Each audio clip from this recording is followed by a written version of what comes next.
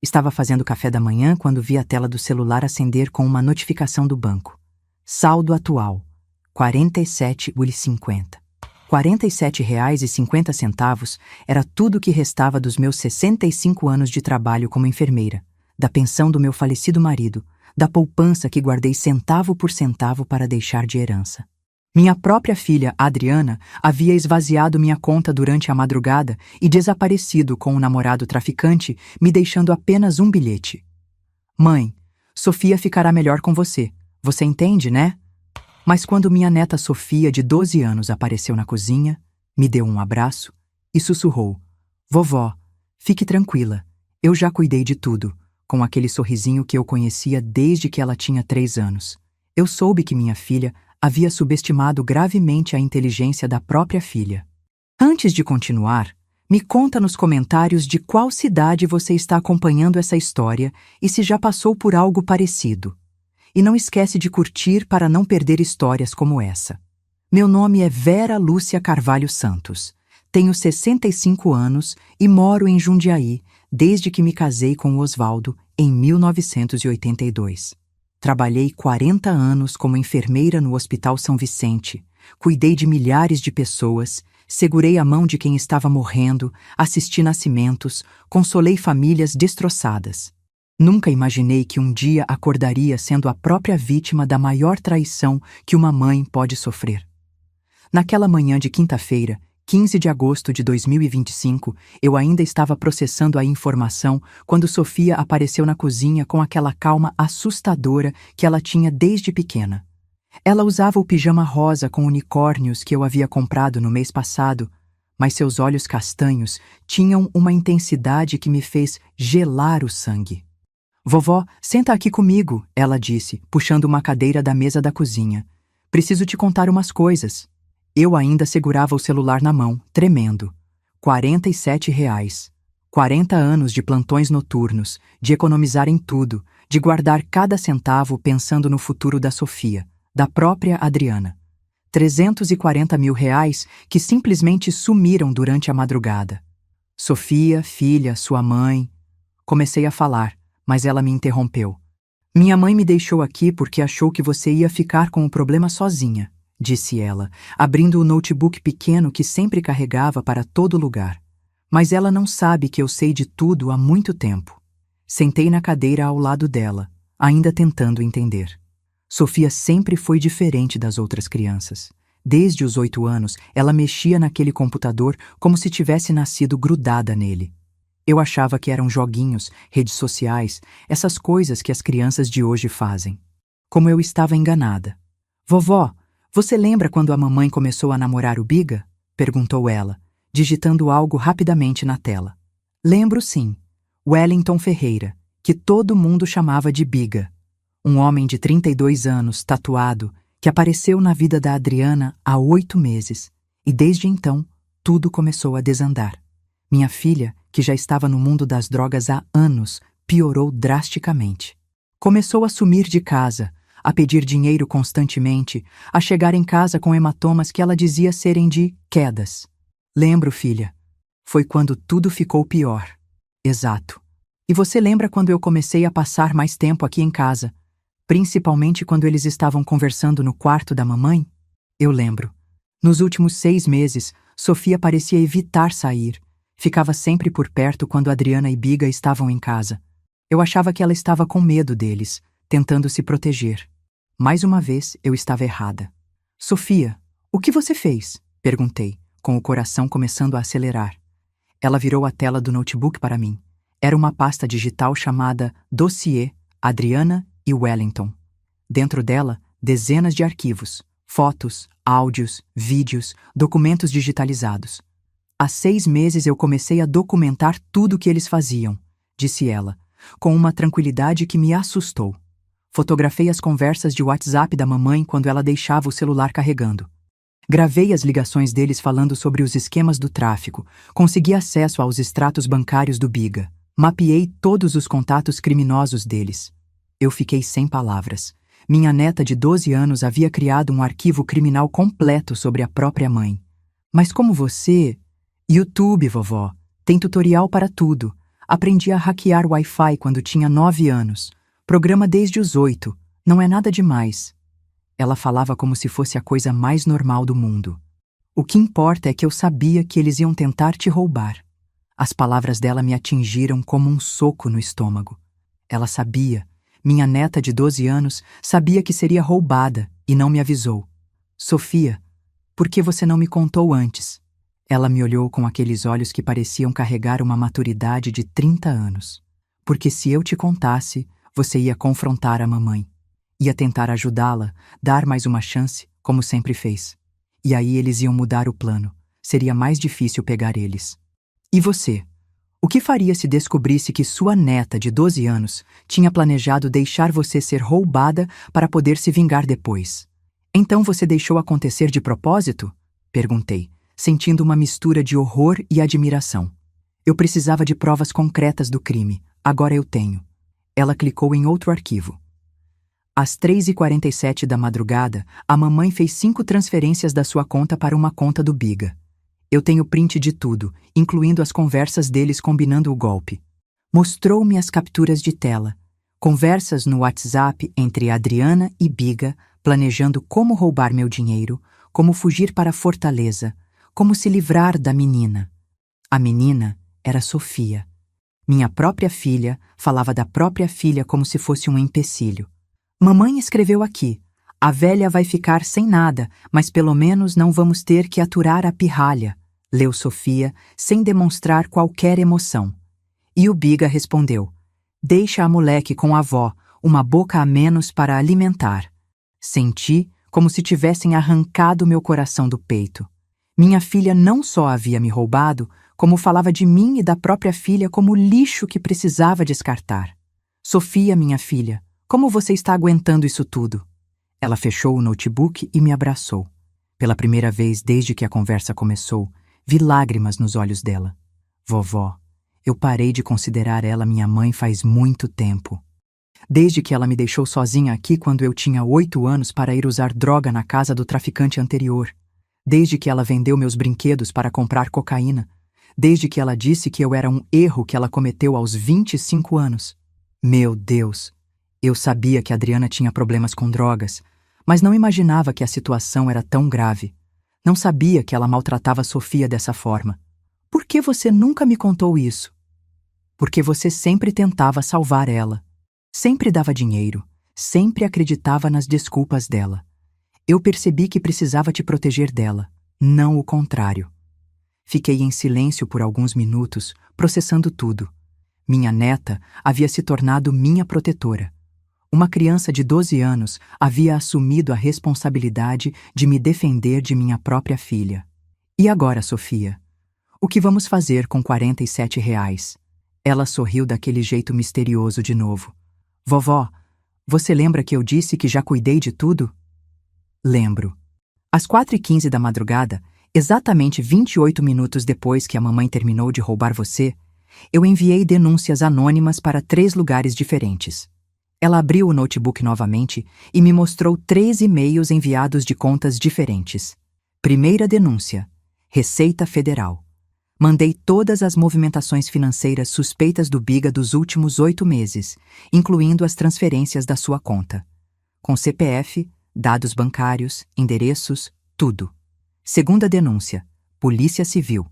Enviei todas as conversas dele sobre tráfico de drogas, com fotos da droga estocada na casa do Biga, áudios deles falando sobre fornecedores e entregas. Terceira denúncia. Ela pausou e me olhou com uma seriedade que me deu arrepios.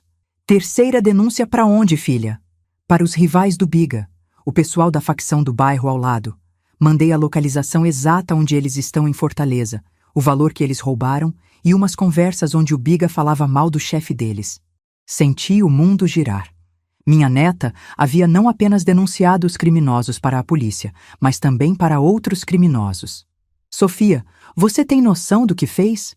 Eles podem matar sua mãe. Eu sei, disse ela sem piscar. Mas ela fez a escolha dela quando decidiu me abandonar e roubar você. Agora ela vai enfrentar as consequências. E você? Se o seu próprio neto ou neta tomasse uma decisão dessas, você apoiaria ou ficaria horrorizada? O telefone tocou naquele momento.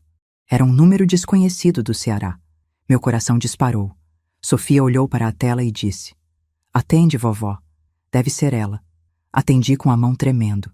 "Mãe, pelo amor de Deus, me ajuda!" Era a voz da Adriana, chorando desesperadamente. "Eles descobriram tudo. A Polícia Federal está atrás da gente, o Biga foi preso, tem uns caras aqui querendo me matar. Eu preciso voltar. Eu preciso da sua ajuda."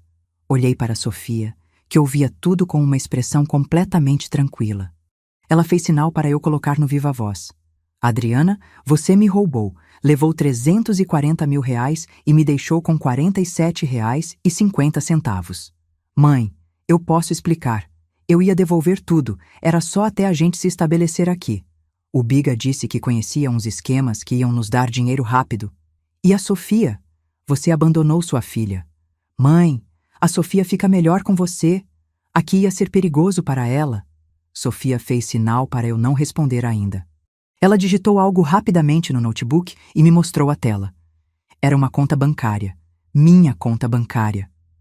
O saldo mostrava R$ 280.147. Fiquei sem ar. "Como?" sussurrei para Sofia. "Mandado de sequestro judicial." Ela sussurrou de volta. "Solicitei anonimamente usando as evidências do crime. O juiz bloqueou as contas do Biga e determinou que o dinheiro roubado fosse devolvido para você. Chegou a 1 hora." Adriana continuava chorando no telefone. "Mãe, você está aí? Por favor, me ajuda. Eu prometo que mudo, prometo que nunca mais uso droga, prometo que cuido da Sofia direito." "Adriana," eu disse olhando para Sofia, "suas promessas não valem mais nada para mim." "Mãe, pelo menos pensa na Sofia. Ela precisa da mãe dela." Sofia pegou o telefone da minha mão. "Oi, mamãe," disse ela com uma voz doce que contrastava completamente com tudo o que havia acontecido. "Sou eu, Sofia." "Filha, minha filha, mamãe está com saudades. Mamãe vai voltar e a gente vai ficar juntas de novo." "Não vai não, mamãe. Você fez uma escolha muito ruim. Agora vai ter que viver com as consequências." "Sofia, o que você está falando? Você é só uma criança." "Sou uma criança que você abandonou para roubar a vovó. Uma criança que você chamou de pirralha e erro nas suas conversas com o Biga. Uma criança que ouviu você dizer que eu era uma boca a menos para alimentar." O silêncio do outro lado da linha foi ensurdecedor. "Sofia, como você sabe dessas conversas?" "Porque eu li todas elas, mamãe. Li, fotografei, gravei e arquivei. Durante 6 meses. E agora mandei tudo para quem precisava ver." Você fez o quê?" "Eu te denunciei. Para a Polícia Federal, para a Receita e para os inimigos do Biga. Vocês dois vão pagar por tudo que fizeram." Adriana começou a gritar. "Você não pode fazer isso. Você é minha filha. Eu sou sua mãe. Você parou de ser minha mãe no dia que me abandonou pela primeira vez. A vovó é minha família agora. E eu protejo minha família." Sofia desligou o telefone. Ficamos em silêncio por alguns minutos. Eu olhava para minha neta, tentando processar tudo o que havia acontecido. Ela havia planejado a vingança perfeita. Havia recuperado 82% do dinheiro roubado. Havia destruído o plano dos criminosos. Havia protegido nossa família. Mas, ao mesmo tempo, ela havia condenado a própria mãe. Havia tomado decisões que poderiam resultar na morte de Adriana. Era justiça ou vingança? Era proteção ou crueldade? "Sofia," eu disse finalmente, "você tem certeza do que fez?" Ela me olhou com aqueles olhos que carregavam muito mais do que seus 12 anos deveriam suportar. "Vovó, durante 7 anos eu esperei que ela mudasse. Durante 7 anos eu torci para que ela parasse de usar droga, parasse de me machucar, parasse de te usar. Ela teve centenas de chances. Hoje, ela mostrou quem ela realmente é." "E se ela morrer?" Sofia ficou em silêncio por um longo tempo. Quando respondeu, sua voz estava mais baixa, mais triste. "Então ela vai morrer pelas escolhas que ela fez, não pelas minhas." O telefone tocou novamente. Desta vez era um número do Fortaleza que eu não conhecia. "Não atende", disse Sofia. "Deve ser algum cúmplice deles tentando negociar alguma coisa." Mas o telefone continuou tocando, e tocando, e tocando, até que uma mensagem chegou no WhatsApp. Era de um número desconhecido. Dona Vera, aqui é investigador da Polícia Federal. Precisamos falar com a senhora sobre a denúncia anônima que recebemos sobre Adriana Santos e Wellington Ferreira. A senhora pode nos receber hoje? Sofia olhou a mensagem e sorriu. Parece que a primeira parte do meu plano deu certo, vovó. Primeira parte? Tem mais? Ela abriu uma nova pasta no notebook. O título era Recuperação Total, Fase 2. O resto do dinheiro está em uma conta offshore que o Biga não declarou. Já identifiquei a conta. Agora é só esperar a Polícia Federal rastrear e bloquear.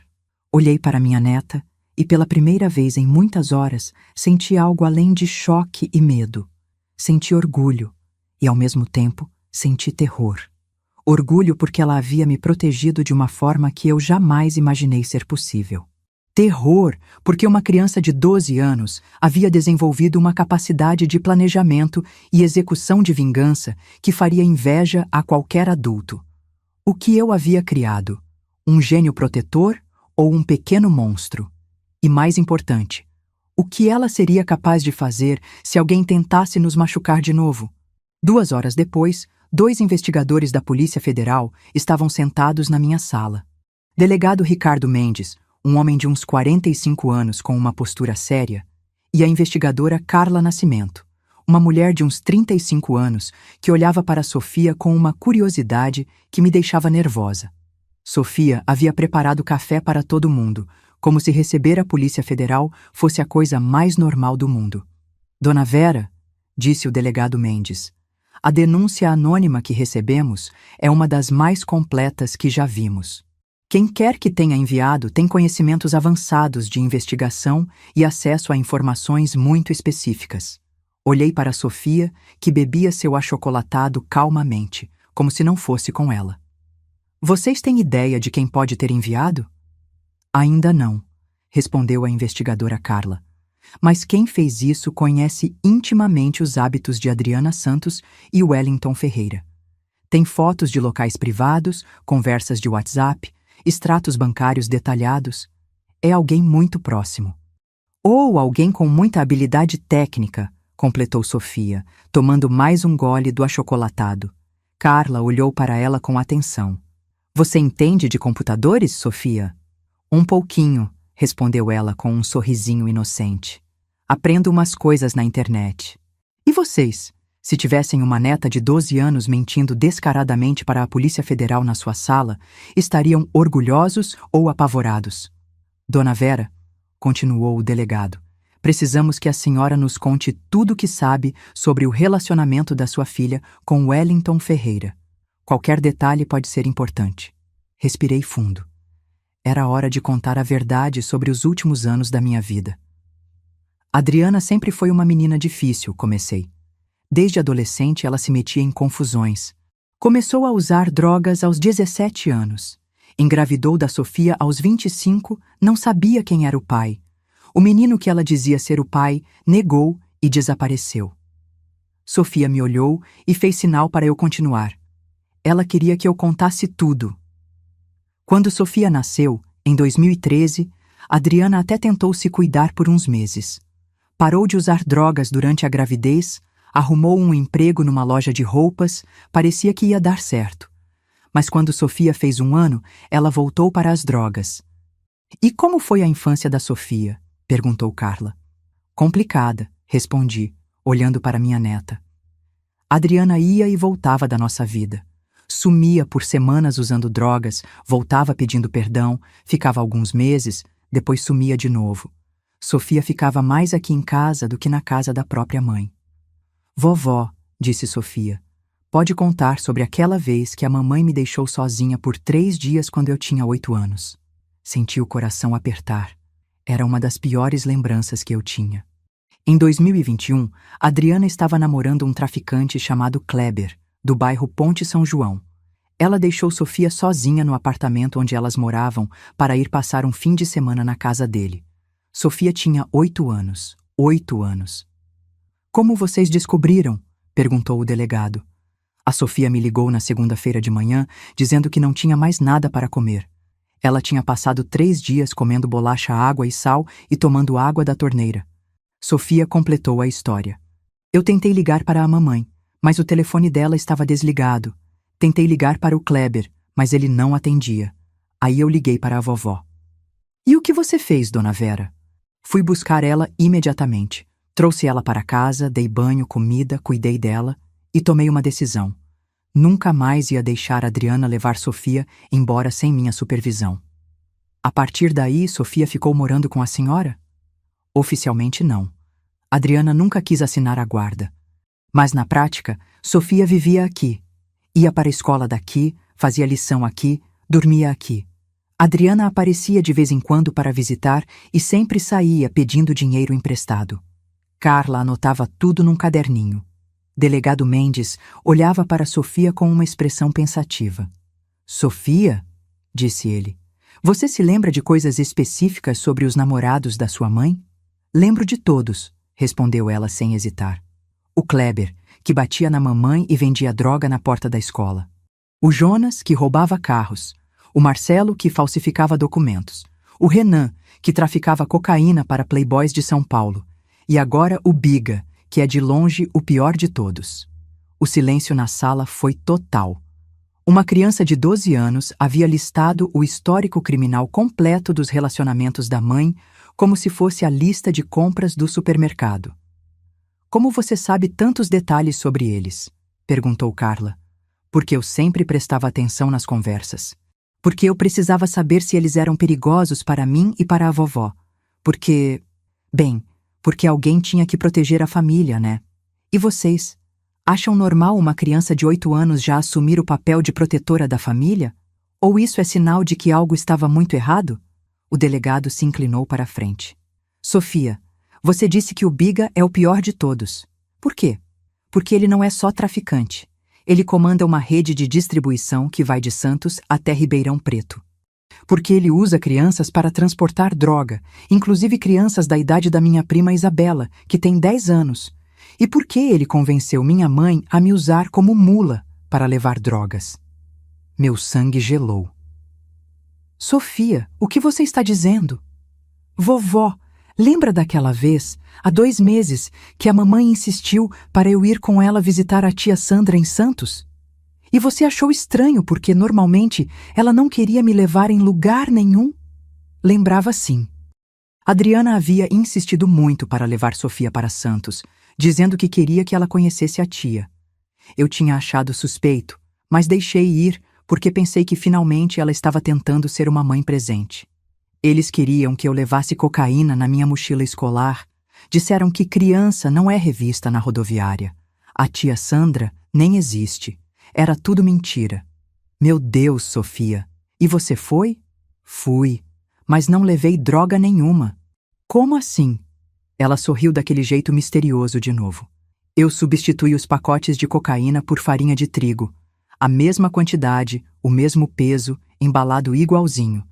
Eles só descobriram quando chegaram em Santos. Carla e o delegado se entreolharam. Carla perguntou: e o que aconteceu quando eles descobriram? A mamãe apanhou muito do Biga. Ele disse que ela era incompetente, que não sabia nem usar a própria filha direito. Ela voltou toda roxa, com o nariz quebrado, 3 dentes moles. Senti uma onda de náusea. Minha filha havia sido espancada porque minha neta havia sabotado um esquema de tráfico de drogas. Sofia, por que você não me contou nada disso? Porque se eu contasse, você ia querer denunciar eles, ia fazer escândalo e eles iam fugir. Eu precisava que eles se sentissem seguros para cometerem um erro grande. E vocês sabem qual foi o erro grande? Roubar sua avó, disse o delegado. Exato. Finalmente eles fizeram algo tão grave que eu podia destruir eles completamente. Carla fechou o caderninho. Dona Vera, vocês têm algum lugar seguro para ficar? Porque quando Wellington Ferreira e os comparsas dele descobrirem que foi alguém de dentro do círculo próximo que os denunciou, eles vão querer se vingar. Antes que eu pudesse responder, o celular da Sofia tocou. Era uma mensagem. É da mamãe, disse ela lendo. Ela quer falar comigo.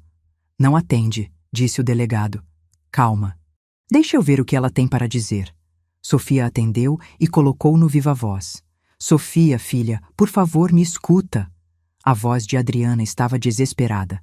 Eu sei que você tem raiva da mamãe, mas você não entende o que você fez. Eu entendo perfeitamente o que eu fiz, mamãe. Você denunciou a mamãe para pessoas perigosas. Eles vão me matar, Sofia. Eles já mataram o Biga. O silêncio na sala foi ensurdecedor. Carla fez sinal para Sofia continuar a conversa. Como assim eles mataram o Biga? Perguntou Sofia, sem demonstrar qualquer emoção. Os rivais dele descobriram onde a gente estava. Eles invadiram o apartamento esta manhã. Torturaram o Biga, queriam saber onde estava o dinheiro que ele devia para eles. Depois, mataram ele na minha frente. Delegado Mendes pegou o próprio telefone e começou a fazer uma ligação, provavelmente para a polícia de Fortaleza. E você, mamãe? Como conseguiu escapar? Eu consegui correr quando eles estavam fazendo coisas com o Biga. Mas eles disseram que vão me encontrar. Disseram que vão te encontrar também. Por que eles viriam atrás de mim? Porque eles acham que você sabe onde está o resto do dinheiro do Biga. Sofia, você precisa sair daí. Você e sua avó precisam se esconder. Sofia olhou para os investigadores. Delegado Mendes havia terminado a ligação e fazia sinal para ela continuar. Mamãe, você quer que eu acredite que você está preocupada comigo? Eu sou sua mãe. Claro que eu estou preocupada. Você estava preocupada comigo quando tentou me usar para transportar cocaína?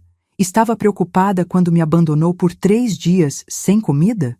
Estava preocupada quando roubou a vovó e me deixou aqui para morrer de fome com R$ 47? Sofia, eu sei que eu cometi erros, mas... Não foram erros, mamãe. Foram escolhas. E agora você está pagando por elas. Filha, pelo amor de Deus, me perdoa. Eu posso mudar.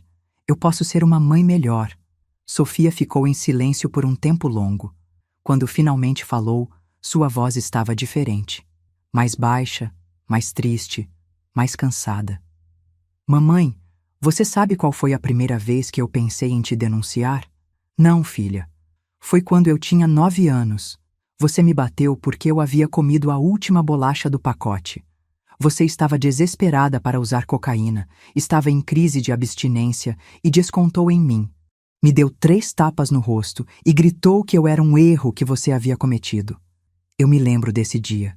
Sofia chegou em casa com o rosto inchado, chorando, mas não quis me contar o que havia acontecido. Agora eu sabia. Naquele dia, eu decidi que quando eu crescesse, quando eu soubesse como fazer, eu ia me vingar de você por tudo que você fez comigo. Sofia, 3 anos, mamãe.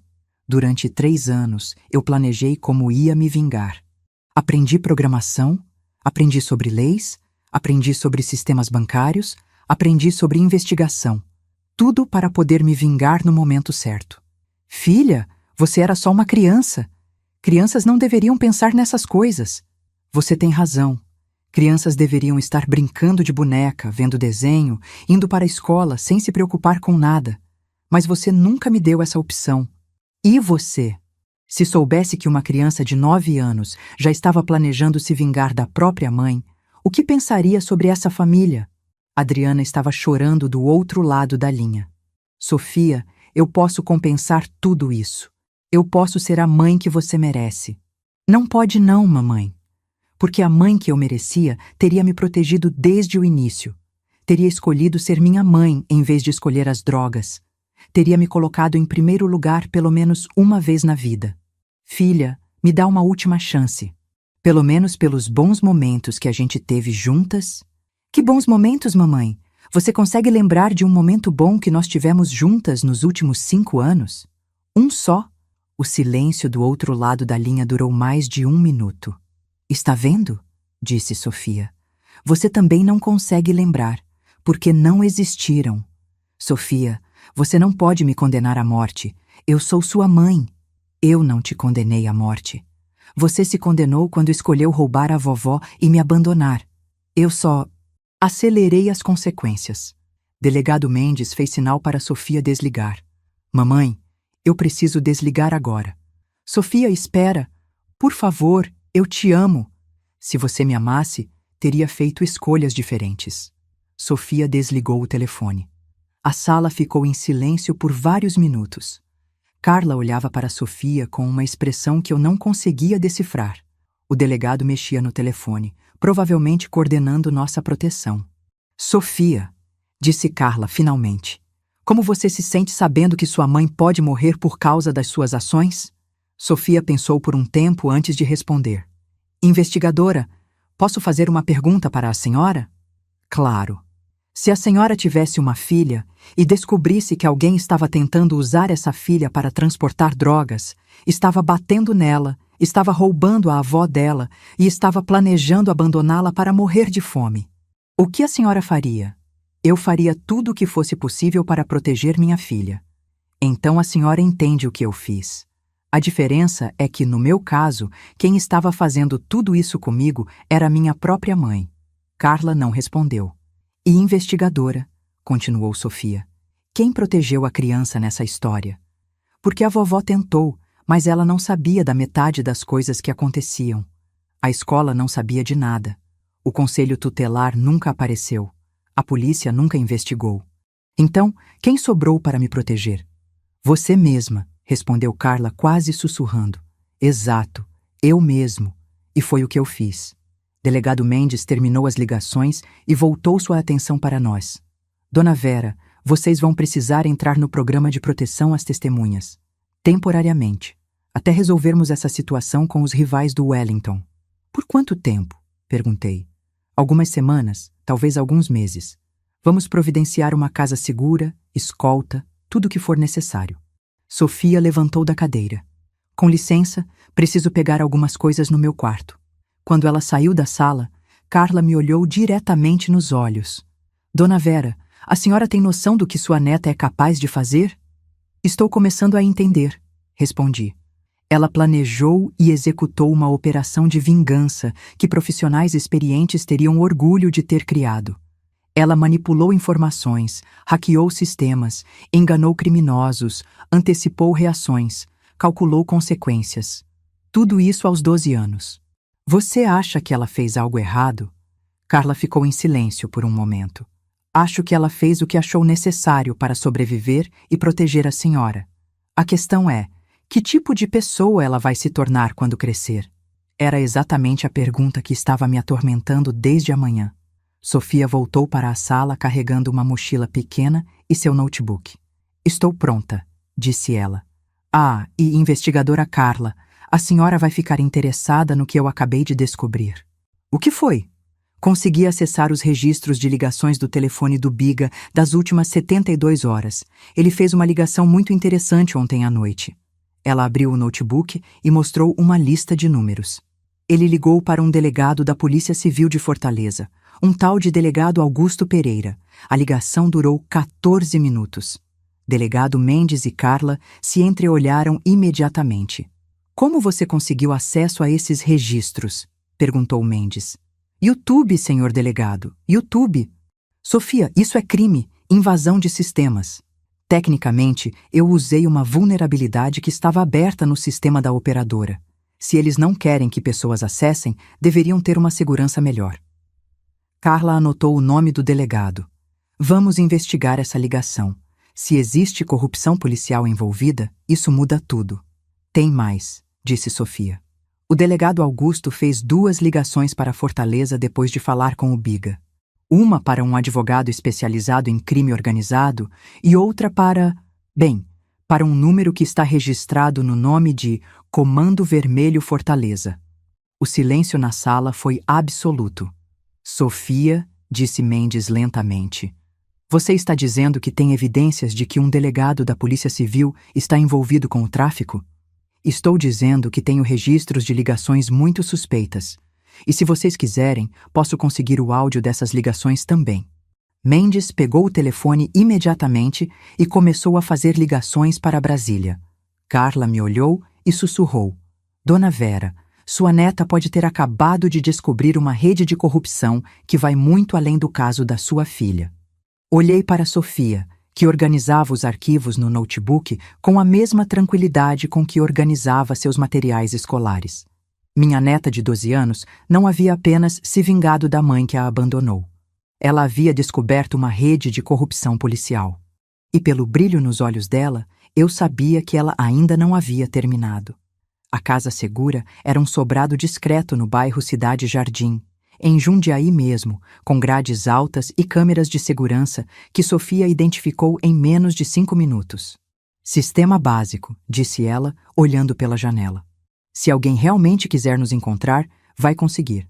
A naturalidade com que ela falava sobre nossa segurança me dava arrepios.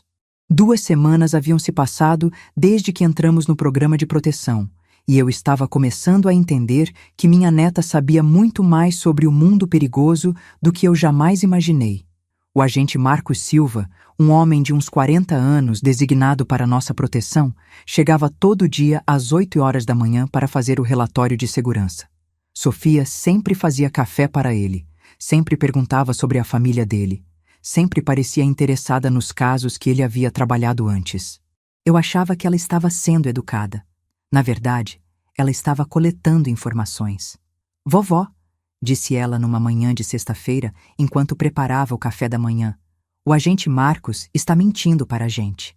Como assim, filha? Ele disse que trabalha na Polícia Federal há 15 anos, mas ontem deixou escapar que conhece um delegado que se aposentou há 20 anos. Disse que trabalhou com ele no início da carreira. A matemática não bate. Sentei-me à mesa, já acostumada com essas revelações matinais de Sofia. E o que mais você descobriu? Que ele não é da Polícia Federal. É da Polícia Civil de São Paulo, emprestado para operações especiais. E que a casa onde estamos não é uma casa segura oficial do programa.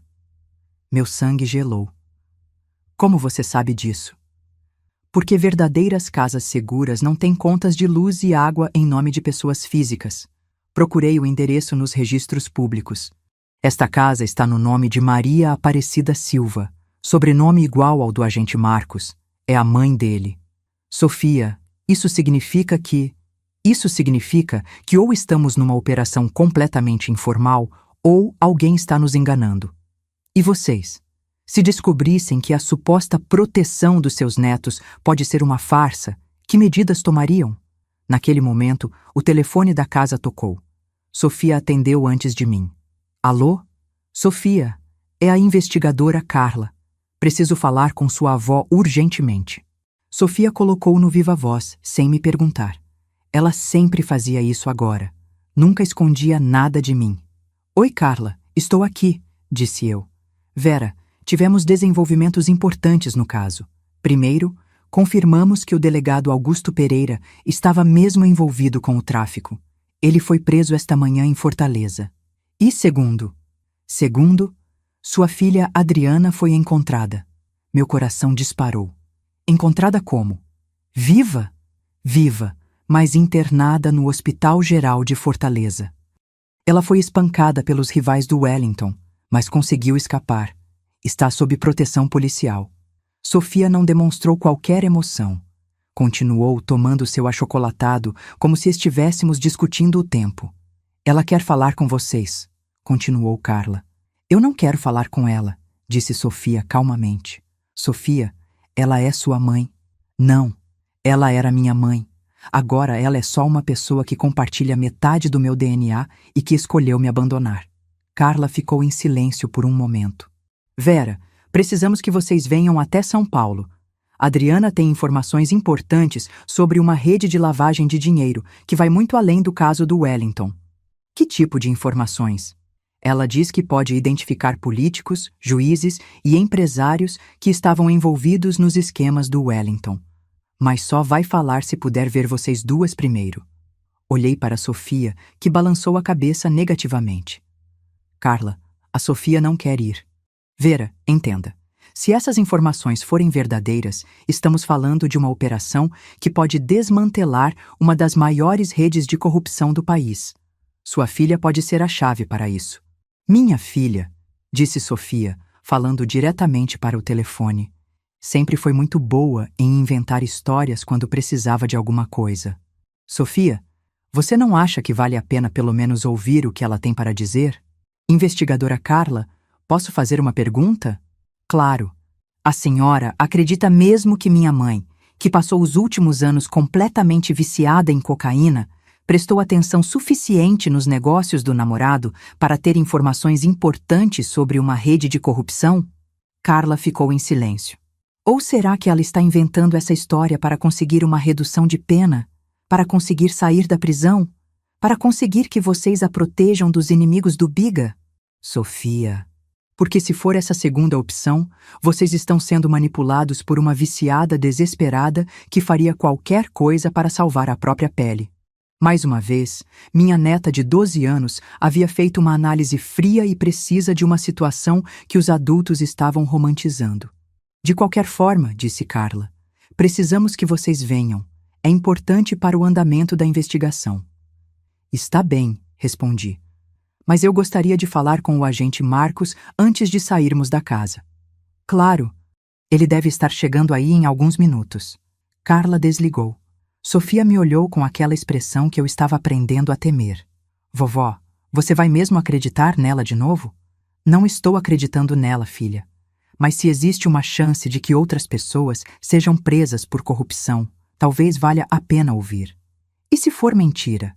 Se ela só quiser nos ver para tentar nos manipular, para tentar me convencer a perdoá-la, então vamos embora e nunca mais falamos com ela. Sofia ficou em silêncio por um tempo. Quando falou, sua voz estava mais baixa, mais vulnerável. Vovó, eu tenho medo. Medo de quê, filha?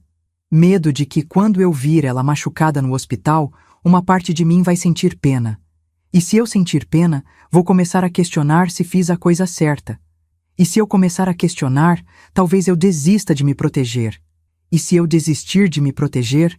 Ela não terminou a frase, mas eu entendi. Sofia tinha medo de voltar a ser vítima.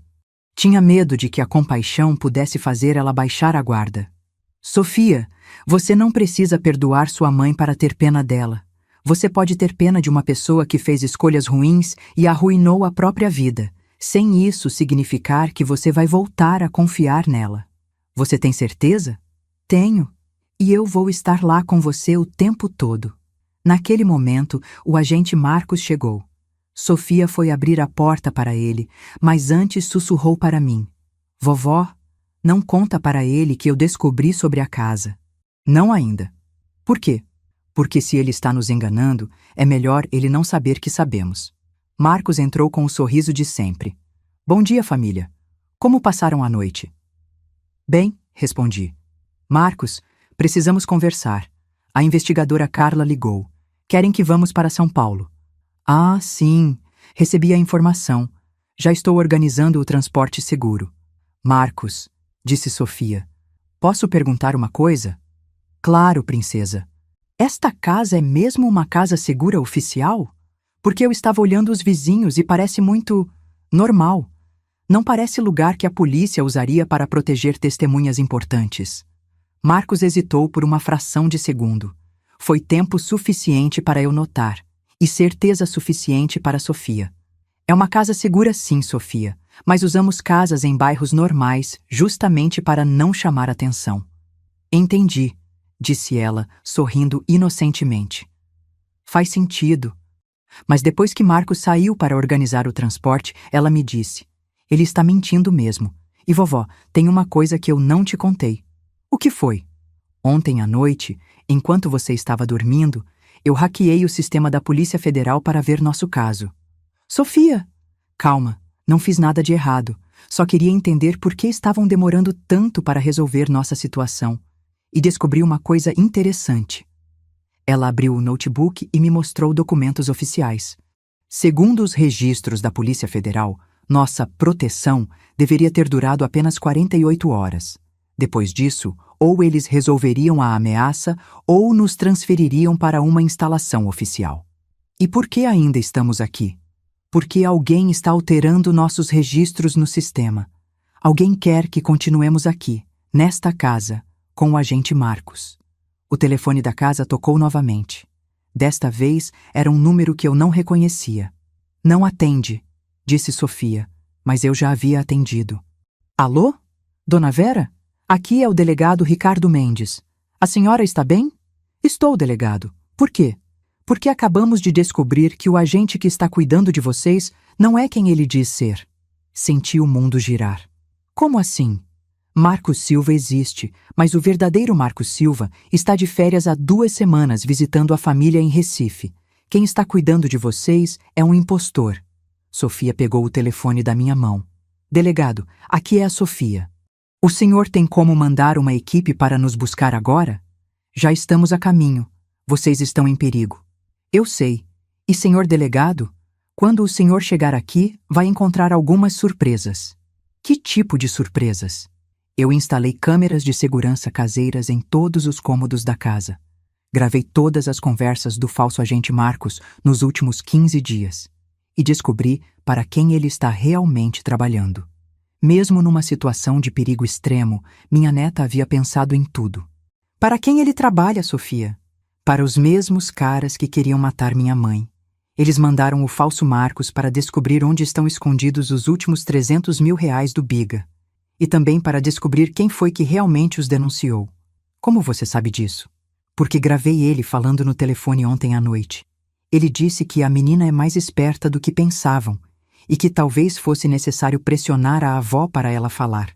Delegado Mendes ficou em silêncio por um momento. Sofia, vocês têm como sair da casa sem o falso Marcos ver? Tenho um plano. Mas vovó, você vai ter que confiar em mim completamente. O que você quer fazer?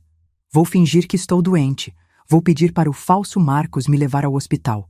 No caminho, vou mandar minha localização para o delegado, e quando eles interceptarem o carro, eu vou ter gravado ele confessando quem mandou ele nos sequestrar. Isso é muito perigoso. Vovó, eles já descobriram que fomos nós que os denunciamos. Não estamos seguras aqui de qualquer jeito. Pelo menos assim, a gente controla a situação. E vocês? Deixariam uma neta de 12 anos se colocar como isca para prender criminosos? Delegado, disse Sofia no telefone. Em quantos minutos o senhor consegue estar na região? 15 minutos. Perfeito. Em 10 minutos eu vou estar no carro com o falso Marcos, indo na direção do Hospital São Vicente. O senhor pode nos interceptar na Avenida Jundiaí. Sofia, isso é muito arriscado. Delegado, com todo respeito, vocês deixaram um criminoso tomar conta da nossa proteção por 2 semanas. Eu acho que já assumimos riscos demais confiando em vocês. Ela desligou o telefone e começou a agir imediatamente. Vovó, quando eu começar a fingir que estou passando mal, você chama o Marcos. Fala que precisa me levar urgente para o hospital. Ele vai aceitar porque vai achar que é a oportunidade perfeita para nos tirar da casa e nos levar para onde os chefes dele querem. E se der errado? Se der errado, pelo menos vamos morrer lutando. Minha neta de 12 anos falava sobre morrer lutando com a mesma naturalidade com que outras crianças falam sobre ir ao shopping. Ela se deitou no sofá e começou a gemer como se estivesse com dor. Agora, vovó, chama ele! Chamei o Marcos, que veio correndo. O que aconteceu? Acho que ela está com apendicite, está com dor muito forte. Precisamos levar ela para o hospital. Marcos olhou para Sofia, que estava fazendo uma performance digna de um Oscar. Ele hesitou por um segundo e eu vi no olhar dele que estava calculando alguma coisa. Está bem, vamos para o hospital. Peguem as coisas de vocês. No carro, Sofia continuou fingindo dor, mas eu notei que ela havia ligado discretamente o gravador do celular. Marcos dirigia nervoso, falando no Bluetooth com alguém em voz baixa. Sim, estou levando elas para o local combinado. Não consegui descobrir onde está o dinheiro. A menina é mais esperta do que vocês falaram. Está bem. 20 minutos. Sofia me olhou e fez sinal de que estava gravando tudo. Marcos, disse ela de repente, parando de fingir dor. Para onde estamos indo? Porque essa não é a direção do Hospital São Vicente. Marcos olhou pelo retrovisor. Nos olhos dele, vi que ele havia percebido que fomos descobertos. Vocês vão descobrir em breve, disse ele, acelerando o carro. Vovó, disse Sofia calmamente. Pode mandar aquela mensagem que combinamos? Mandei a mensagem para o delegado Mendes. Emergência. Fomos sequestradas pelo falso agente. Marcos, continuou Sofia. Você sabe que eu tenho 12 anos, né? Sei. E daí? E daí que você está sequestrando uma criança. Isso vai dar pelo menos 30 anos de prisão para você. Não vou ficar preso, menina. Vocês duas que vão ter problemas. Na verdade, não vamos. Porque há 15 minutos eu enviei por e-mail todas as gravações das suas conversas telefônicas dos últimos 15 dias para a Polícia Federal, para o Ministério Público e para 3 jornalistas investigativos. Marcos pisou no freio bruscamente. Você fez o quê? E também mandei sua foto verdadeira, sua impressão digital que eu colei dos copos que você usava na nossa casa e uma lista de todos os números de telefone que você ligou nos últimos dias. O carro estava parado no meio da rua. Marcos se virou para trás com uma expressão de ódio que me fez gelar o sangue. Sua pirralha desgraçada! Você não sabe com quem está mexendo. Sei sim. Estou mexendo com um bando de criminosos incompetentes que achou que podia enganar uma família de 2 mulheres. Naquele momento, 3 carros da Polícia Federal cercaram nosso veículo. Marcos, disse Sofia, enquanto os policiais gritavam para ele sair do carro com as mãos para o alto. Você subestimou gravemente uma criança de 12 anos. E sabe por quê? Porque vocês, assim como minha mãe, acham que criança não entende nada. Sua maldita! Mas sabe qual é a diferença entre vocês e uma criança realmente inteligente? Vocês cometem crimes pensando apenas no presente. Eu planejo pensando no futuro. Marcos foi preso ainda gritando ameaças contra nós. Delegado Mendes nos abraçou quando saímos do carro. Vocês estão bem? Estamos, respondi, ainda tremendo. Sofia, como você sabia que ele ia nos levar para outro lugar? Porque ontem à noite eu hackeei o GPS do carro dele e vi que ele havia marcado um endereço no meio do nada, na cidade de Itu. Era óbvio que não era um hospital. E as gravações das conversas telefônicas? Todas reais. Tenho 2 semanas de evidências contra ele e contra quem mandou ele nos sequestrar. Delegado Mendes balançou a cabeça, impressionado. Sofia, você tem 12 anos e já resolveu mais crimes do que agentes com 20 anos de experiência. Delegado, posso fazer uma pergunta? Claro. Agora que vocês prenderam os caras que queriam nos matar, será que finalmente podemos ir ver minha mãe no hospital? Você mudou de ideia sobre encontrar com ela? Sofia olhou para mim, depois para o delegado. Mudei, porque agora eu tenho certeza absoluta de quem eu sou e do que sou capaz. Não tenho mais medo de que ela me manipule. E quem você é, Sofia? Eu sou uma menina de 12 anos que protege sua família e que nunca mais vai deixar ninguém nos machucar. Naquele momento, vendo minha neta com aquele olhar determinado, depois de tudo que havia acontecido, eu finalmente entendi a verdade sobre ela. Sofia não era uma criança vingativa que havia se tornado perigosa. Sofia era uma sobrevivente que havia aprendido a usar sua inteligência como arma de proteção. A questão agora era: o que aconteceria quando ela finalmente encontrasse face a face com a mãe que a havia abandonado? O Hospital das Clínicas de São Paulo cheirava a desinfetante e sofrimento. Um cheiro que eu conhecia bem depois de 40 anos como enfermeira. Sofia caminhava ao meu lado pelos corredores do setor de segurança máxima, onde pacientes sob proteção policial ficavam internados. Ela não havia falado uma palavra durante toda a viagem de Jundiaí até aqui. Apenas segurava minha mão com força e olhava para frente com aquela determinação assustadora que eu havia aprendido a reconhecer. Quarto 847, disse o policial que nos escoltava. Ela está acordada, mas ainda está com dores por causa dos ferimentos. Paramos na porta. Através do vidro, eu podia ver Adriana na cama do hospital. Minha filha me estava irreconhecível. O rosto inchado, o braço direito engessado, bandagens cobrindo parte da cabeça. Ela olhava para o teto com uma expressão vazia que me partiu o coração, mesmo depois de tudo. Vovó, sussurrou Sofia. Se em algum momento eu começar a chorar ou demonstrar fraqueza, me segura. Não deixa ela usar isso contra mim. Ela é sua mãe, filha. Se você quiser chorar, não quero chorar por ela. Quero chorar pela menina que eu era, que sonhava ter uma mãe de verdade. Mas essa menina morreu há muito tempo. Respirei fundo e abri a porta. Adriana virou o rosto na nossa direção. Quando viu Sofia, seus olhos se encheram de lágrimas imediatamente. Minha filha, minha menina, você veio... Sofia se aproximou da cama, mas manteve distância. Oi, Adriana. Adriana? Por que você não me chama de mãe? Porque você perdeu o direito de ser chamada assim. Adriana tentou se sentar na cama, mas gemeu de dor. Filha, você não vê como eu estou?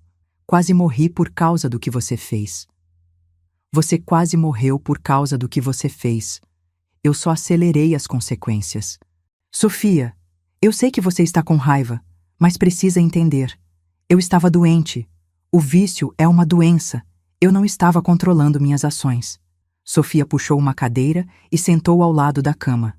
Pela primeira vez desde que chegamos, ela olhou diretamente nos olhos de Adriana. Adriana, você acha que eu sou burra? Não, filha. Você é muito inteligente. Então não me trata como burra. O vício explica por que você usava drogas. Não explica por que você me batia. Não explica por que você tentou me usar para transportar cocaína. Não explica por que você roubou a vovó. E, principalmente, não explica por que você me abandonou. Adriana começou a chorar. Eu estava desesperada. O Biga disse que se eu não levasse o dinheiro, eles iam nos matar. Então você escolheu salvar sua vida sacrificando a minha e a da vovó. Não foi assim. Foi exatamente assim. Sofia se inclinou para a frente. E sabe o que mais? Mesmo drogada, mesmo desesperada, mesmo com medo de morrer, você teve lucidez suficiente para escrever um bilhete se despedindo. Teve lucidez suficiente para fazer 5 transferências bancárias diferentes. Teve lucidez suficiente para planejar uma fuga para outro estado. Adriana não conseguiu responder. Ou seja, continuou Sofia, você não estava fora de si por causa das drogas. Você estava perfeitamente consciente. E mesmo assim, escolheu me abandonar. E vocês? Se fossem uma mãe viciada tentando se justificar para a filha, que argumentos usariam? E se fossem a filha abandonada, aceitariam essas justificativas? Adriana segurou na grade da cama e tentou se aproximar de Sofia. Filha, eu posso mudar, posso me tratar, posso ser a mãe que você merece. Você teve 12 anos para ser a mãe que eu mereço. 12 anos. E escolheu não ser. Mas agora é diferente. Agora eu entendi o que perdi. Agora eu sei o valor da nossa família. Sofia ficou em silêncio por um tempo longo. Quando falou, sua voz estava mais baixa, mais triste. Sabe qual é o problema, Adriana? Você só entendeu o valor da nossa família quando perdeu tudo. Quando as drogas não estavam mais disponíveis. Quando o namorado morreu. Quando os criminosos te espancaram. Quando você se viu sozinha num hospital. E qual é o problema nisso? O problema é que amor verdadeiro não depende de circunstâncias. Uma mãe de verdade teria me amado quando tinha outras opções. Teria me escolhido quando podia escolher outras coisas. Adriana começou a soluçar. Sofia, eu sempre te amei. Não, você sempre amou a ideia de me amar. Mas amar mesmo, cuidar mesmo, proteger mesmo, você nunca fez. A investigadora Carla entrou no quarto naquele momento. Com licença. Adriana, precisamos conversar sobre as informações que você disse ter. Adriana enxugou as lágrimas. Só falo se puder ter alguns minutos sozinha com minha filha primeiro. Não, disse Sofia imediatamente. O que você tem para falar, fala na frente de todo mundo. Filha, são coisas pessoais entre mãe e filha. Não somos mãe e filha. Somos 2 pessoas que compartilham DNA. Qualquer coisa que você queira me dizer, pode falar na frente da vovó e da investigadora. Adriana olhou para Carla. Está bem. As informações sobre corrupção, elas são verdadeiras. Que tipo de informações? O Biga recebia dinheiro de um esquema muito maior. Políticos, juízes, empresários, todos lavavam dinheiro através da rede de tráfico dele. Sofia se inclinou para a frente, interessada. Que políticos? Deputados estaduais, vereadores, até um prefeito de uma cidade do interior. Nomes, disse Carla. Deputado estadual Rogério Campos, vereador Marcos Vinícius Almeida, de Jundiaí. Prefeito Carlos Eduardo Santos, de Valinhos. E tem mais. Carla anotava tudo rapidamente. Como você sabe desses nomes? Porque eu estava presente em várias reuniões. O Biga me levava porque achava que eu era burra demais para entender alguma coisa. Mas eu prestava atenção. Sofia olhou para mim com uma expressão estranha. Ela estava suspeitando de alguma coisa. Adriana, disse ela, você lembra dos nomes completos desses políticos, dos valores que eram lavados, dos esquemas específicos, Mas não lembra de ter deixado sua filha de 8 anos sozinha por 3 dias, sem comida? Sofia, isso é diferente. É diferente porque uma coisa te interessa e a outra não. Você prestava atenção nos esquemas criminosos porque podiam te dar dinheiro. Não prestava atenção em mim porque eu só te dava trabalho. Adriana ficou em silêncio. E investigadora Carla, continuou Sofia, a senhora não acha estranho que minha mãe, que passou anos completamente drogada, de repente tenha uma memória fotográfica para nomes, valores e detalhes de corrupção? Carla parou de escrever. O que você está insinuando? Estou insinuando que minha mãe está inventando informações para conseguir uma redução de pena, ou para conseguir entrar no programa de proteção às testemunhas, ou as duas coisas. Sofia, como você pode dizer isso da sua própria mãe? Porque eu conheço minha mãe há 12 anos, e ela sempre foi muito criativa quando precisava de alguma coisa. Carla olhou para Adriana. Você tem como provar essas informações? Documentos, gravações, alguma evidência? Adriana hesitou. Foi tempo suficiente para confirmar as suspeitas de Sofia. Eu preciso de tempo para lembrar onde guardei algumas coisas. Não existe nada, disse Sofia friamente. Ela está mentindo. Como você pode ter certeza? Porque durante 6 meses eu documentei tudo que o Biga fazia. Todos os contatos dele, todas as conversas, todas as transações. Se existissem políticos envolvidos no esquema, eu teria encontrado evidências disso. Carla fechou o caderninho. Adriana, vou precisar de provas concretas para levar essas acusações adiante. Eu posso conseguir provas. Só preciso de um pouco mais de tempo. Não, você não pode, disse Sofia. Porque você está inventando tudo isso para conseguir um acordo com a justiça. Adriana explodiu. Por que você não consegue acreditar em mim nem uma vez na vida? Por que você sempre assume o pior sobre mim? Porque durante 12 anos você me deu motivos para assumir o pior. Porque toda vez que eu acreditei em você, você me decepcionou. Porque toda promessa que você fez, você quebrou. Mas agora é diferente. Não é diferente. Você está fazendo exatamente o que sempre fez, mentindo para conseguir o que quer. Adriana tentou sair da cama, mas os ferimentos a impediram. Sofia, eu sou sua mãe. Tenho direito ao seu perdão. Não, você não tem direito a nada. Perdão é algo que se conquista, não algo que se exige. E o que eu preciso fazer para conquistar seu perdão? Sofia ficou em silêncio por um tempo muito longo. A pergunta pairou no ar como uma última oportunidade. Nada, disse ela finalmente. Como assim, nada? Você não pode fazer nada para conquistar meu perdão porque perdão não é sobre o que você faz agora. É sobre reconhecer o que você fez antes. E você ainda não reconhece. Eu reconheço, eu sei que cometi erros.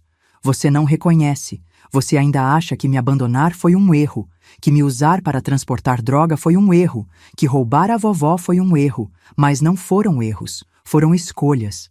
Qual é a diferença? A diferença é que erros a gente comete sem querer, escolhas a gente faz sabendo das consequências. E vocês? Acham que existe diferença entre erros e escolhas? Uma mãe viciada que abandona a filha merece perdão se reconhecer que errou? Sofia se levantou da cadeira. Adriana, eu não te odeio, não te desejo o mal, mas também não te perdoo e nunca mais vou confiar em você. Sofia, você não pode simplesmente desistir de mim. Eu sou sua família. Não, você não é. Minha família é a vovó, que me criou quando você me abandonou, que me protegeu quando você me machucou, que me amou quando você escolheu as drogas. Adriana olhou para mim desesperadamente. Mãe, fala com ela. Você não pode deixar ela desistir de mim assim. Eu peguei a mão de Sofia e a segurei com força. Adriana, durante 12 anos eu tentei te salvar. Te dei dinheiro, te dei oportunidades, te dei perdões que você não mereceu. E durante esses 12 anos, Sofia cresceu sem mãe. Mas agora eu posso compensar. Não pode, porque infância não volta. Os anos que Sofia precisou de uma mãe já passaram. Agora ela é uma menina forte, independente, inteligente, que aprendeu a se proteger sozinha. Então vocês duas estão desistindo de mim? Sofia respondeu. Não estamos desistindo de você. Você desistiu da gente há muito tempo. Nós só estamos finalmente aceitando isso. Carla se aproximou da porta. Adriana, quando você tiver provas concretas sobre a corrupção que mencionou, pode nos chamar. Caso contrário, você vai responder apenas pelos crimes que já estão comprovados. Investigadora, disse Sofia. Posso fazer uma última pergunta para ela? Claro. Sofia se aproximou da cama novamente. Adriana, se você pudesse voltar no tempo, para o dia que você roubou a vovó e me abandonou, sabendo de todas as consequências que isso teve, você faria diferente? Adriana pensou por um tempo. Sua resposta foi a confirmação final de tudo que Sofia já sabia. Eu acho que tentaria fazer de um jeito que não desse tão errado. Você não faria diferente. Você só tentaria não ser pega. Não é isso. É exatamente isso. Você não tem arrependimento pelo que fez. Você tem arrependimento pelas consequências que sofreu. Sofia se dirigiu para a porta. Vovó, vamos embora. Sofia, espera! Gritou Adriana. Você vai mesmo embora assim? Sem me dar uma chance? Sofia parou na porta e se virou uma última vez. Adriana, eu te dou a mesma chance que você me deu quando me abandonou. Nenhuma. Saímos do quarto. Adriana continuou gritando nossos nomes até não conseguirmos mais ouvir. No elevador, Sofia finalmente chorou. Mas não chorou de tristeza. Chorou de alívio. Vovó, acabou. Acabou o quê, filha?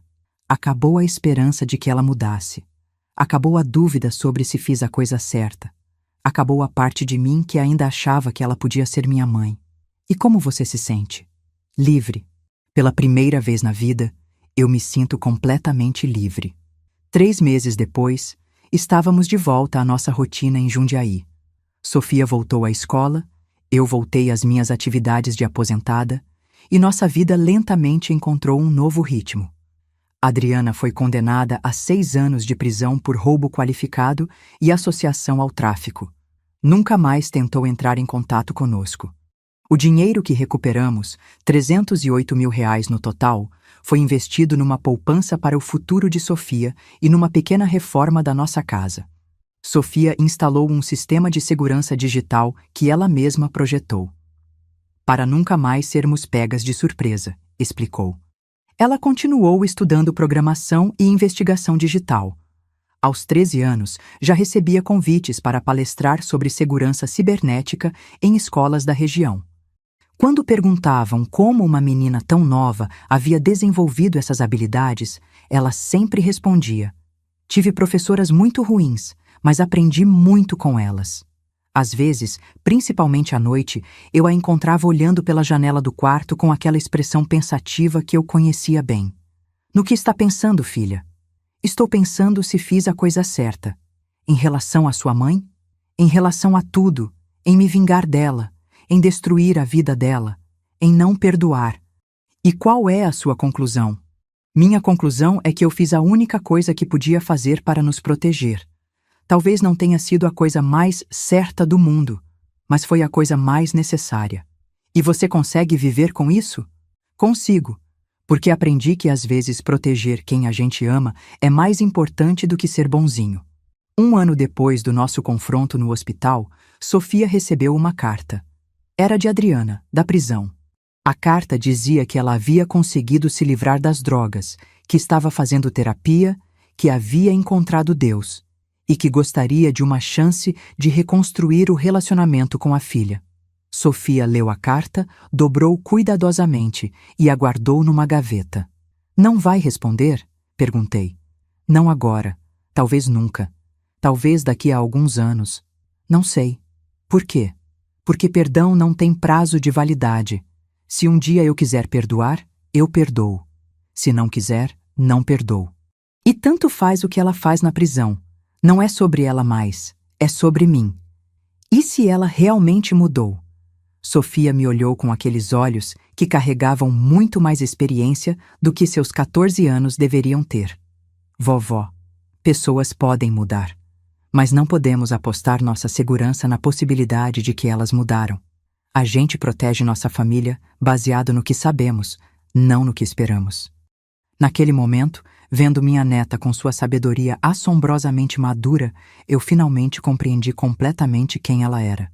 Sofia não era uma criança que havia se tornado vingativa por mágoa. Sofia era uma sobrevivente que havia aprendido que amor próprio às vezes significa dizer não para quem deveria nos amar.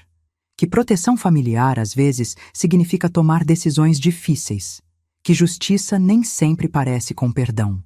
E que uma menina de 12 anos, quando forçada pelas circunstâncias, pode ser mais sábia sobre relacionamentos tóxicos do que muitos adultos que passaram a vida inteira se enganando.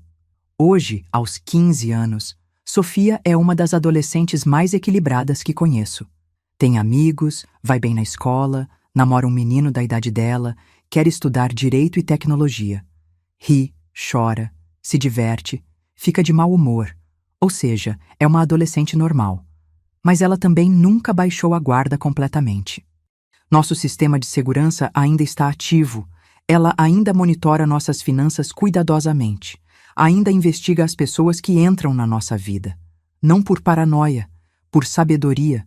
Porque ela aprendeu, aos 12 anos, uma lição que muitas pessoas levam décadas para compreender. Que cuidar da família nem sempre significa ser bonzinho com quem compartilha nosso sangue. Às vezes significa proteger quem verdadeiramente nos ama, de quem apenas diz nos amar. E se isso faz dela uma menina fria ou calculista? Não sei. O que sei é que faz dela uma menina viva, segura e feliz. E para mim, que a vi crescer no meio do caos, isso é tudo que importa. Obrigada por chegar até o fim. Se essa história te tocou de alguma forma, curte e compartilha com alguém que precisa ouvir isso. Porque às vezes a maior prova de amor que podemos dar para nossa família é aprender a dizer não para quem nos machuca.